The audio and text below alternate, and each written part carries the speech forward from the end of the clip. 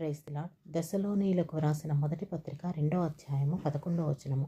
తన రాజ్యమునకును మహిమనకును మిమ్మను పిలుచుచున్న దేవునికి తగినట్టుగా మీరు నడుచుకొనవలనని మేము మీలో ప్రతివానిని హెచ్చరించుచు ధైర్యపరచుచు సాక్ష్యమిచ్చుచు తండ్రి తన బిడ్డల ఎడల నడుచుకొను రీతిగా మీలో ప్రతివాని ఎడల మేము నడుచుకుంటామని మీకు తెలియను.